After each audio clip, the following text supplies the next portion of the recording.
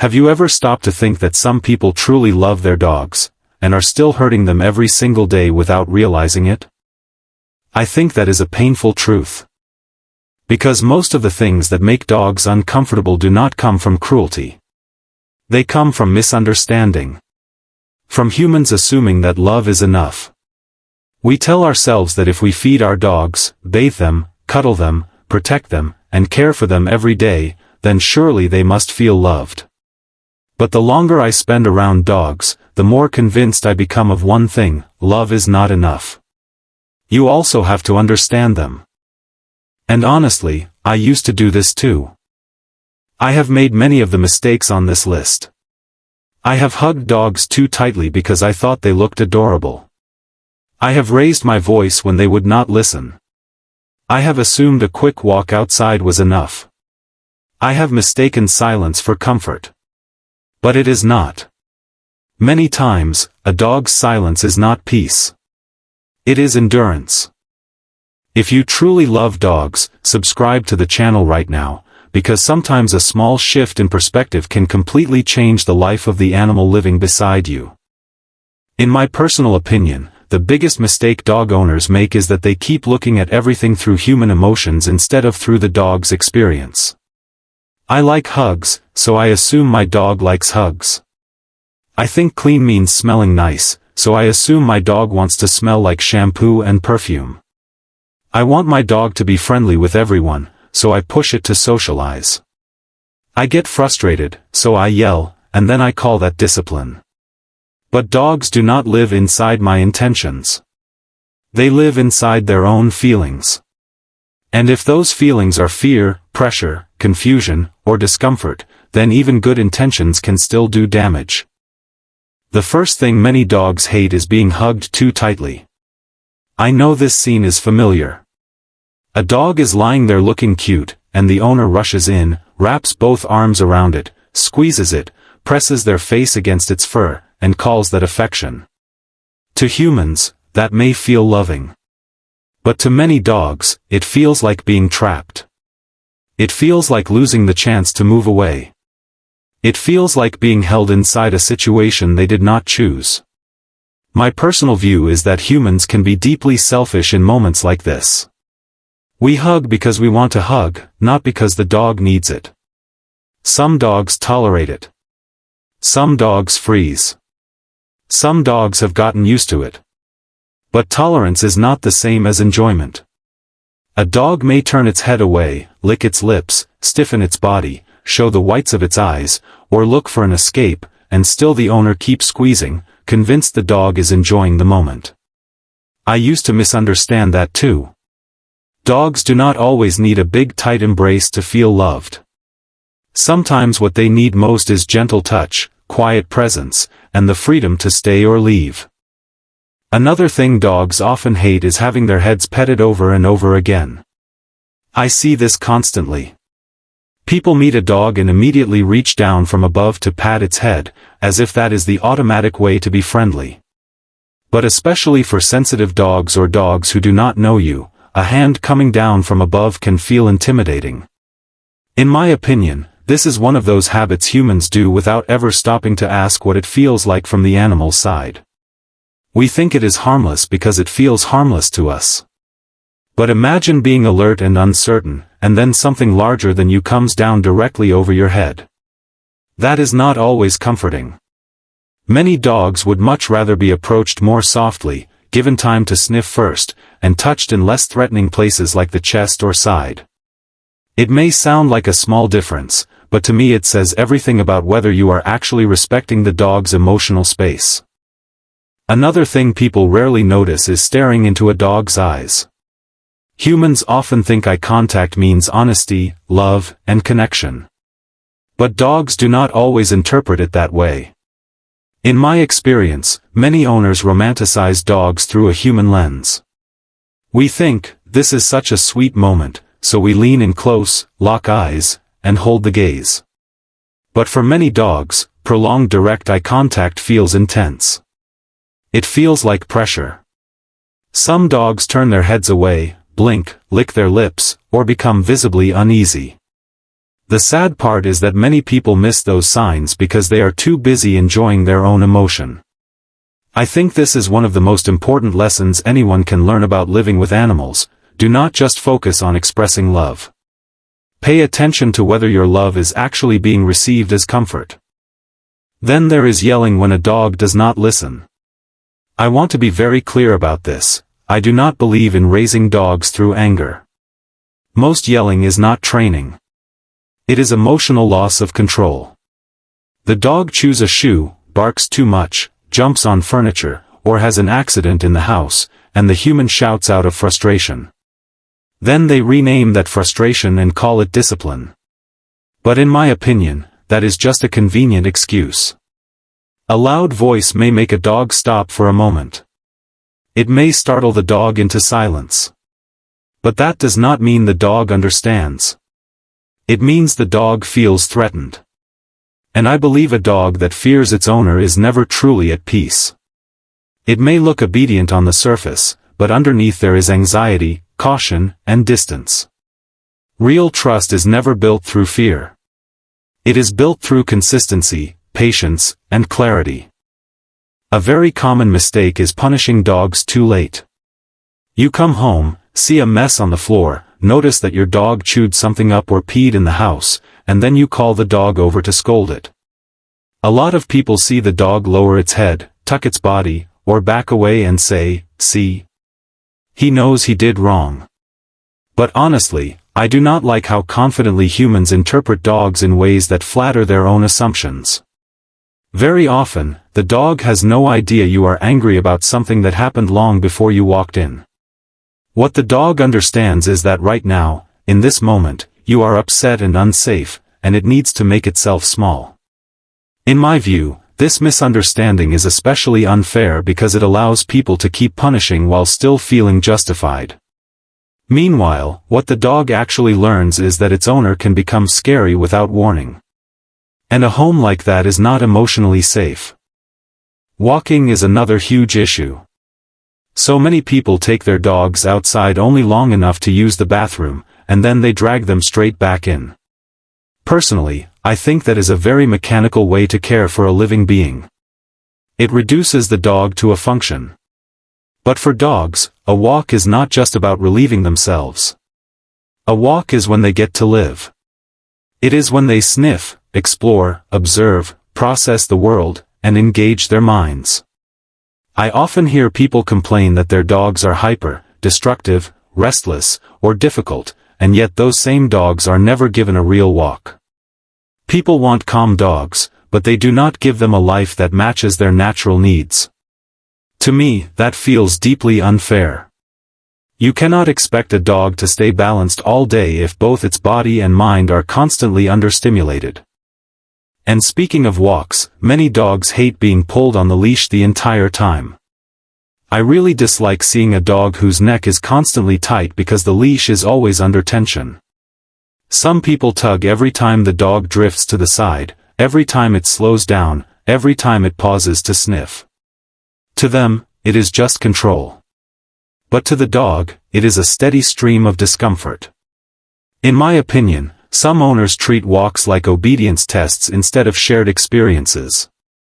They want the dog to walk exactly how they want, at exactly their pace, without curiosity, without interruption, without individuality. But dogs are not machines. They are living creatures taking in the world in real time. A leash should be a communication tool, not a punishment tool. That brings me to something incredibly important, not letting dogs sniff. I honestly think this is one of the most overlooked mistakes in dog ownership. Humans understand the world mainly through sight. Dogs understand it through scent. Sniffing is not some pointless delay. It is instinct. It is information. It is mental stimulation. It is joy. Every patch of grass, every tree, every wall, every lamp post carries a story for them. And yet so many people rush their dogs along because they are in a hurry, or they think stopping is annoying, or they simply do not have the patience. To me, that is another example of humans wanting everything to happen at our pace. But if you choose to share your life with a dog, then sometimes you have to learn to slow down and respect its rhythm too. Another thing many dogs hate is being bathed too often or covered in heavily scented products. My personal opinion is that many people care more about having a dog that smells good to humans than understanding what feels good to the dog. Dogs do not need to smell like perfume.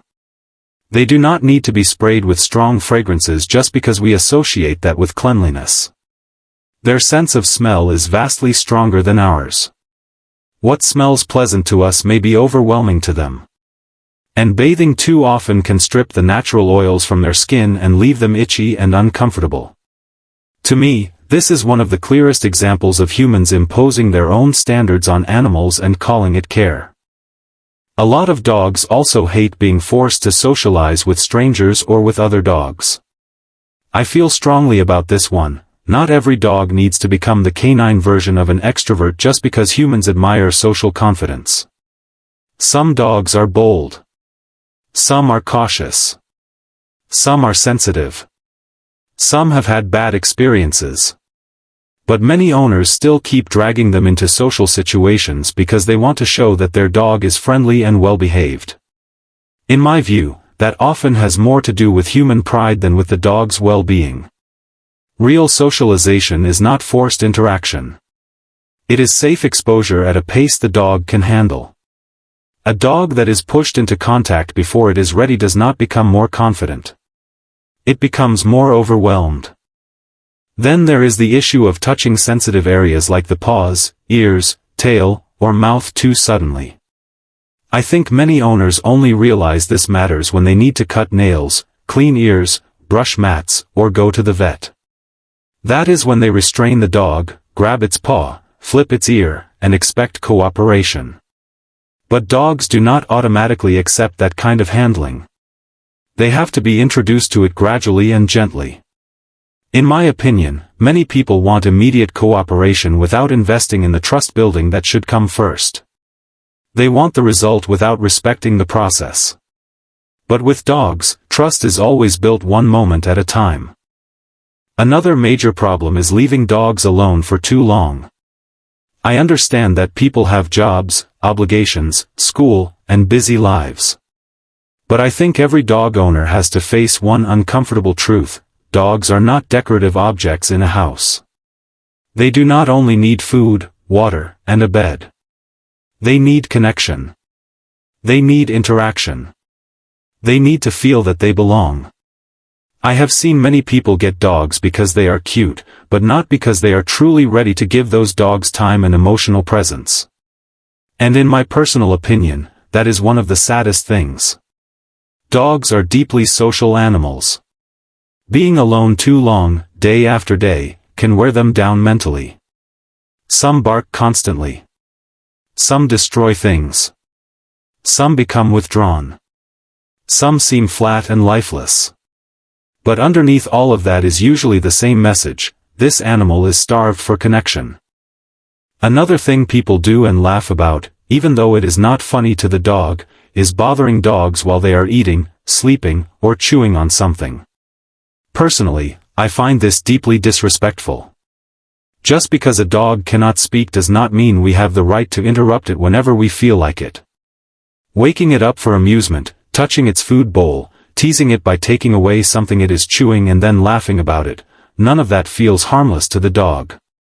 If an animal cannot feel fully safe even during the moments when it should be most relaxed, then it will begin living in a state of constant caution.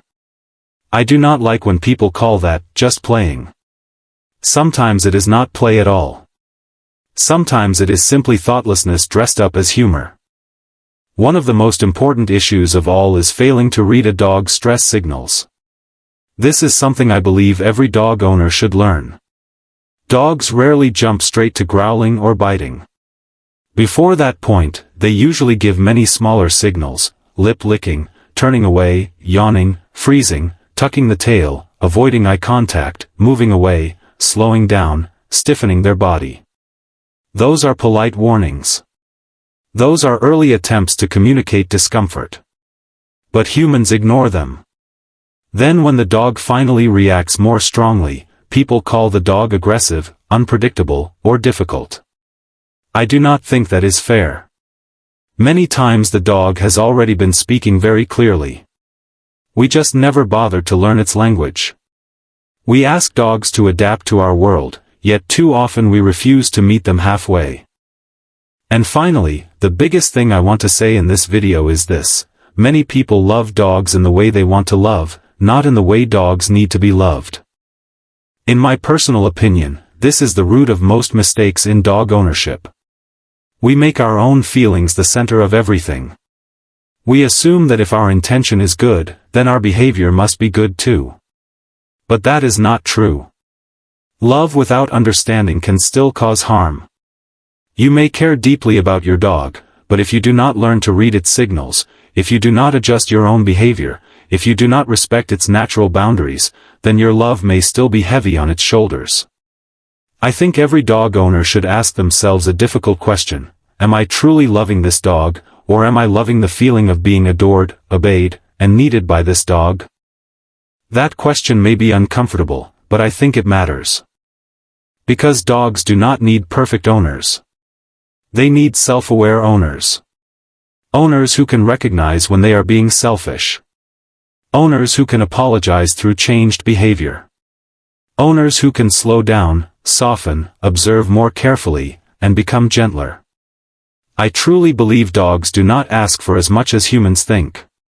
They do not need you to be perfect. They just need you to make them feel safe. And if you have listened this far and realized that you have done many of the things on this list, do not be too hard on yourself. I have too. I think anyone who has lived with dogs long enough will eventually realize they got some things wrong. What matters is not how many mistakes you have made. What matters is whether you are willing to change from this point on. Because in the end, dogs do not remember how expensive their toys were, how beautiful your house was, or how impressive your life looked. What they remember is how they felt around you. Whether they felt calm. Whether they felt heard. Whether they felt respected. Whether they felt safe. And in my opinion, that is the real measure of love. If this script spoke to you, subscribe to the channel, turn on notifications, and leave a comment sharing which of these mistakes you think people make most often. The more people truly understand dogs, the more dogs get to live the kind of life they deserve.